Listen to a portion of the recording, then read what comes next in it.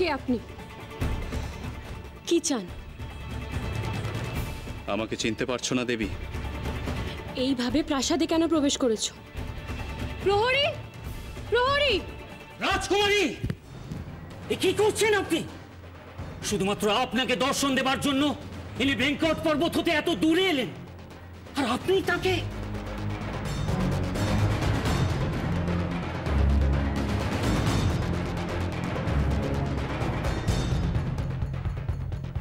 বেঙ্কটগিরি পর্বত? কে আপনি? কি পরিচয় আপনার? আপনাদের এ রাজ্যে অতিথিদের এমনভাবে অভ্যর্থনা জানানো হয় জানলে আমরা এখানে আসতাম না শ্রীধর। চলো এখান থেকে।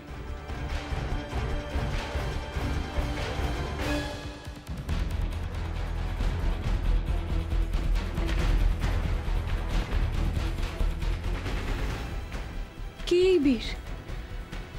আমার সাথে দেখা করবে বলে বেঙ্কট পর্বত থেকে এসছেন?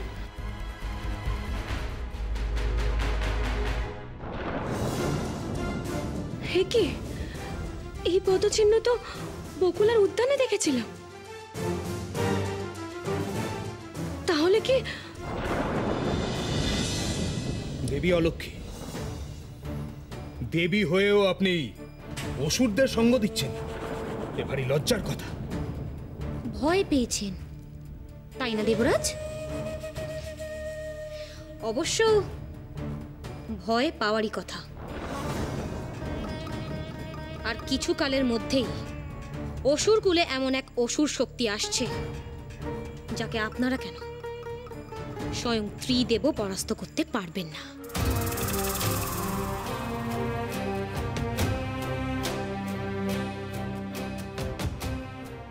স্বর্গে থেকেও আপনি দেবতাদের বিরোধিতা করছেন।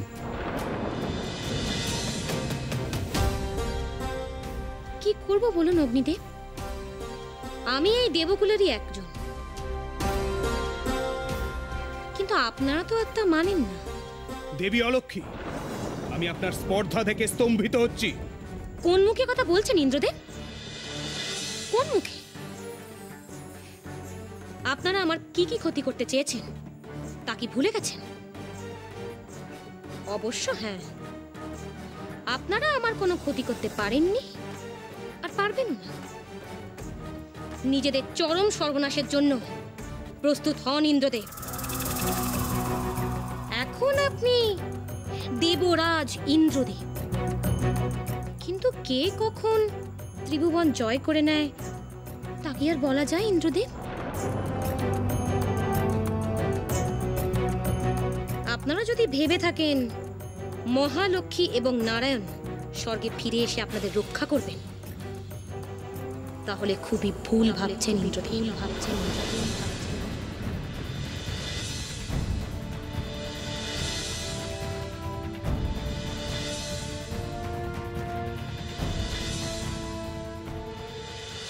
বকুলা, বকুলা,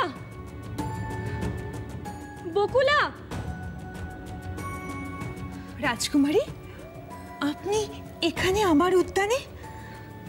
সেই বীর কোথায়? তিনি কাল আমাদের প্রাসাদে গিয়েছিলেন, কিন্তু আপনি তাকে তরবারি চালিয়ে আক্রমণ করেছিলেন, তাই তো? কিন্তু এখন যে তার দেখা পাওয়া বড় কঠিন হবে। আমি শুধু একবার তার সাথে দেখা করতে চাই, ক্ষমা চাইবো আমি তার কাছে।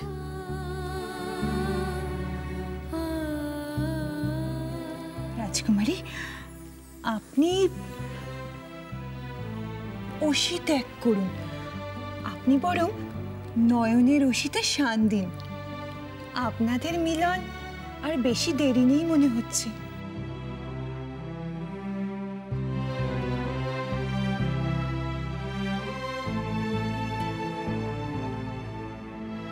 এই কেমন অনুভূতি হচ্ছে আমার?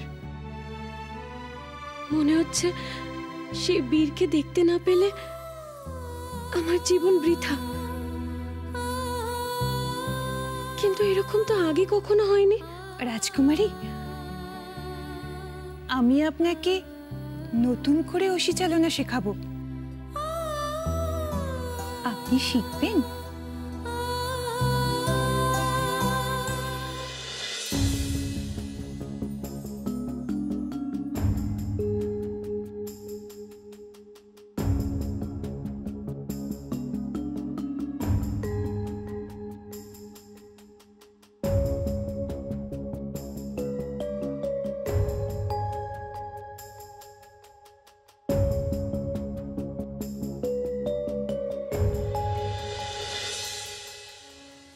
পুত্র,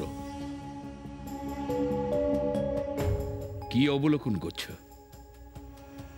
তোমার গণনায় কি প্রতিভাত হচ্ছে? মহাবিপদ আসন্ন পিতা।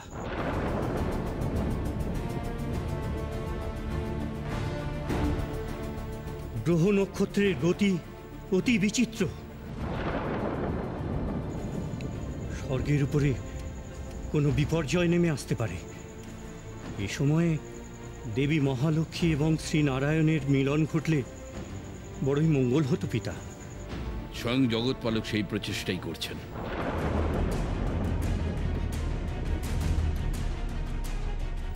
যথাশীঘ্র সম্ভব পদ্মাবতী এবং শ্রীনিবাসের বিবাহ সম্পন্ন হবে।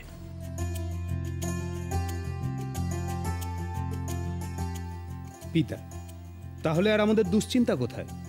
আমরা সকলেই নারায়ণ এবং দেবী মহালক্ষ্মীর মিলনে যথাসাধ্য সাহায্য করব বলে স্থির করেছি। কিন্তু দেবরাজ, যতদিন না পদ্মাবতীর পিতা আকাশরাজ ফিরে এসে নিজ হস্তে কন্যাকে সম্প্রদান না করছেন, ততদিন মহালক্ষ্মীকে মানবী রূপেই থাকতে হবে। অসুররূপী আকাশরাজ এখন কোথায় দেবগণ? তোমরা কি কেউ জানো?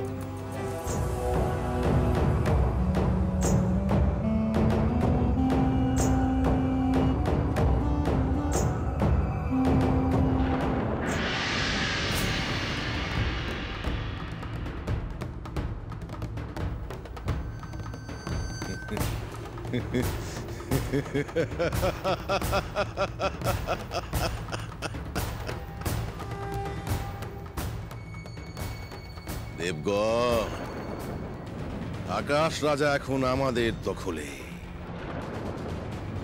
কেউ তার কোনোদিন কোনো খোঁজ পাবে না। সুতরাং পদ্মাবতীর সঙ্গে নারায়ণের মিলন কোনোদিনও সম্পূর্ণ হবে না। পারবে না দেবগণ, পারবে না। নারায়ণ এবং মহালক্ষ্মীকে স্বর্গে ফেরাতে তোমরা পারবে না। এবার চরম আঘাতের জন্য প্রস্তুত হও। এবার দেবতাদের সব দম্ভ, সব অহংকার চূর্ণ বিচূর্ণ হবে। প্রস্তুত হও দেবগণ, নরকাসুরের জন্য প্রস্তুত হও।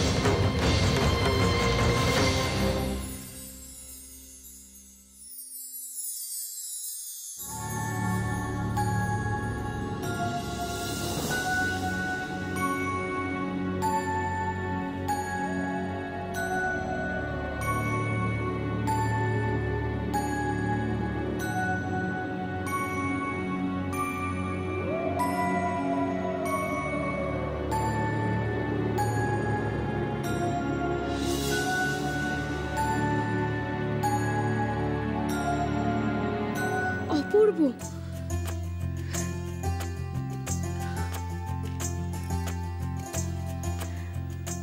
কি করে এইভাবে নিজেকে সমর্পণ করলে?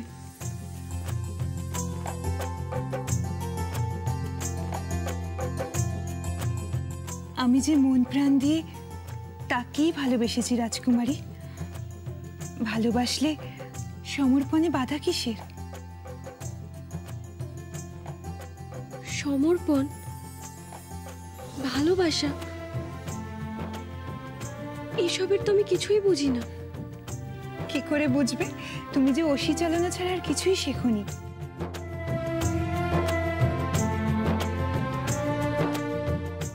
মন প্রাণ দিয়ে কাউকে চাইলে যে এক অদ্ভুত আনন্দ হয়, তার স্বাদ একবার নিয়ে দেখো, তাহলে বুঝবে এর মধ্যে কি অদ্ভুত সুখ আছে, কি অদ্ভুত আনন্দ আছে। মন প্রাণ দিয়ে? কিন্তু কি করে? তুমি কি বলছো? আমি তো কিছুই বুঝতে পারছি না। এই মূর্তির দিকে একবার ভালো করে তাকিয়ে দেখো রাজকুমারী।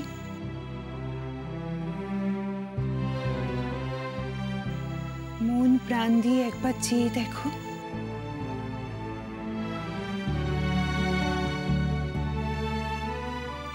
কি কিছু বুঝতে পারছো?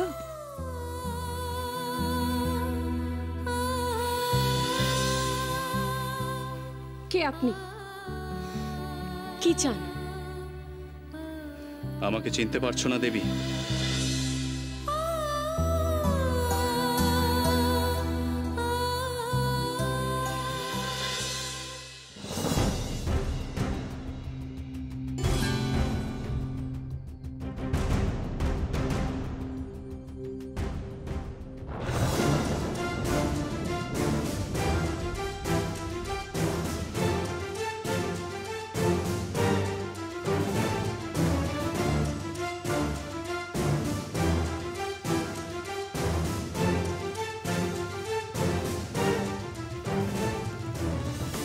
একি আকাশরাজের অসুররূপী দেহ কোথায়? সর্বনাশ!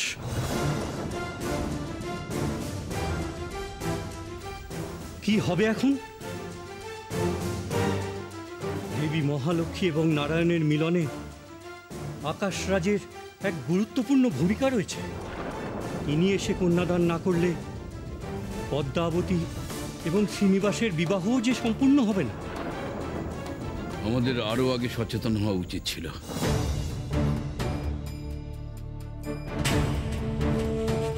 দেবগণ, ছড়িয়ে পড়ো চতুর্দিকে। খুঁজে বের করতে হবে অসুররূপী দেহ। যেখানে হোক, যেভাবে হোক, আমাদের তা খুঁজে বের করতেই হবে। দেবগণ, আপনারা স্থির করুন, কে যাবেন? আমি যাচ্ছি হে দেবরাজ।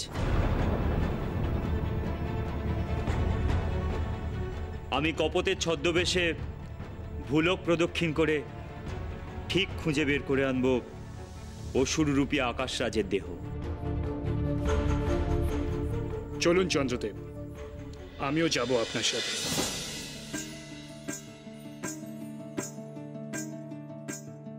পিতা, আমায় অনুমতি দিন।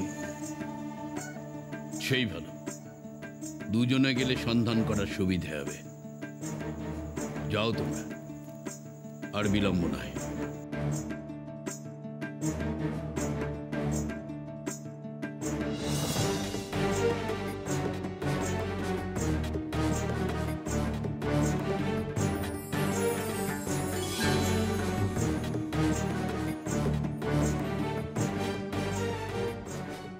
পিতা, অসুররা স্বর্গ দখলের জন্য তৈরি হচ্ছে। যে কোনো সময় তারা স্বর্গ আক্রমণ করতে পারে।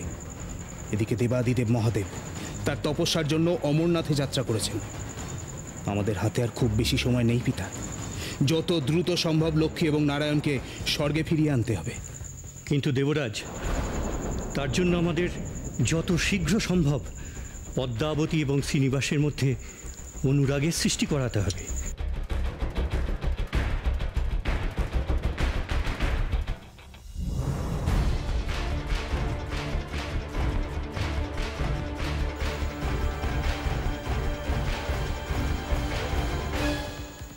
অগ্নিদেব, তুমি সত্তর মর্তে যাও, যে কোনো উপায়ে শ্রীনিবাস এবং পদ্মাবতীকে একে অপরের সন্নিকটে আনতে হবে।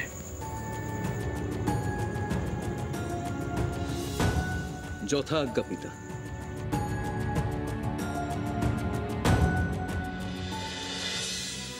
রাজকুমারী, বকুলা, আমি বিষ্ণুমূর্তির মধ্যে বীর শ্রীনিবাসের মুখ দেখলাম কি করে? কারণ বি শ্রীনিবাসী তোমার হৃদয় কেড়েছে রাজকুমারী।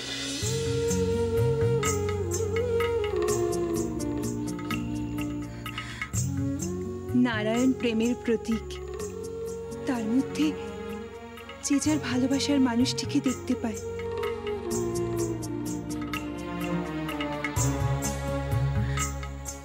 তুমি চোখ বন্ধ করো রাজকুমারী।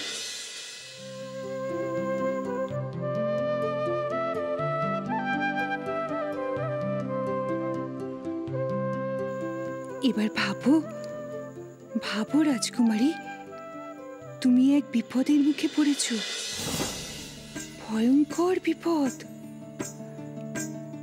চোখের সামনে কার মুখ ভেসে উঠছে দেখতে পাচ্ছ? কার মুখ দেখছো?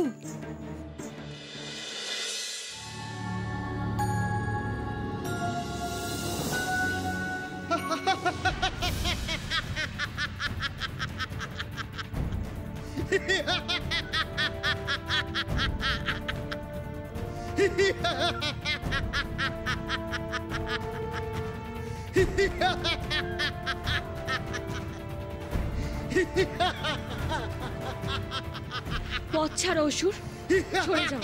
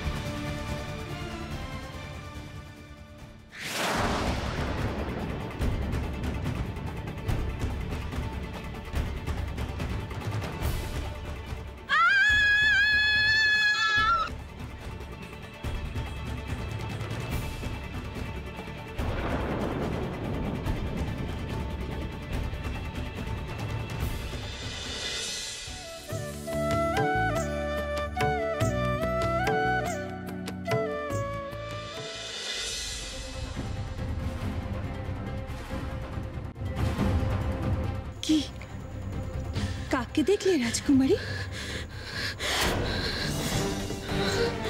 শ্রীনিবাসকে। আর কোনো সন্দেহ নেই, তুমি তাকেই ভালোবেসেছো। তোমার হৃদয় জুড়ে শুধু শ্রীনিবাসই আছে। যাও, এবার তার কাছে গিয়ে নিজেকে সমর্পণ করো। কিন্তু কোথায় পাবো আমি তাকে? তিনি এই বেঙ্কট পর্বতেই আছেন, যাও তাকে খুঁজে নাও।